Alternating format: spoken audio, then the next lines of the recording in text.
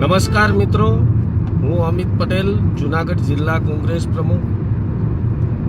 આજે આપ સૌને જુનાગઢ શહેરની જે હાલત અને જે કપરી પરિસ્થિતિ છે એના માટેથી આ વિડીયો બનાવ્યો છે. આજે સવારમાં જ 6 વાગ્યામાં એક દંપતી પોતે મોટરસાયકલ લઈને નીકળ્યા હોય અને મસ મોટા ખાડામાં પોતાની બાઇક ઓચિંતાની પડી જાય ને માથું ફૂટે. આ તમામ ઘોર બેદરકારી એ જુનાગઢ મહાનગરપાલિકામાં બેઠેલા ભારતીય જનતા પાર્ટીના સત્તાધીશોની છે.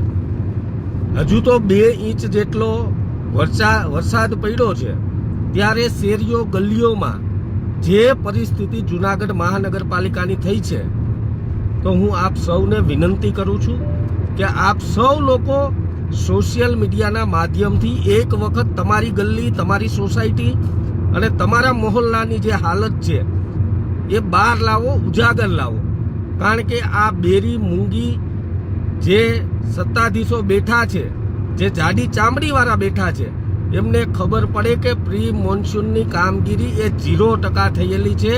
કોઈ કામગીરી થયેલ નથી. એક પણ સોસાયટી જુનાગઢની, એક પણ હોડમાં અત્યારે ચાલવા જેવી સ્થિતિ એ જુનાગઢ મહાનગરપાલિકાની નથી.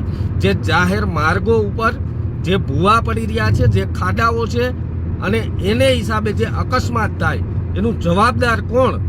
એના માટેથી હું હજી કહું છું કે પ્રજાએ જાગૃત થવું પડશે, પ્રજાએ બોલવું પડશે.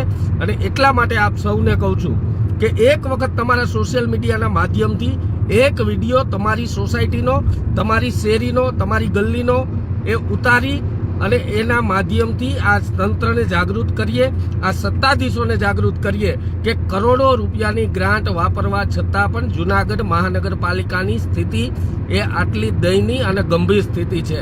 આપ સૌને ફરીથી કહું છું કે એક વખત સોશિયલ મીડિયાના માધ્યમથી બહાર આવો, તમારો અવાજ ઉપાડો, તમારા હોડની પરિસ્થિતિ શું છે, તમારી સોસાયટીની શું પરિસ્થિતિ છે એ ઉજાગર કરીએ અને સૌ લોકો સાથે મળીને ખૂબ તાકાતથી લડાઈ કરી અને વિકાસના કામ કરી.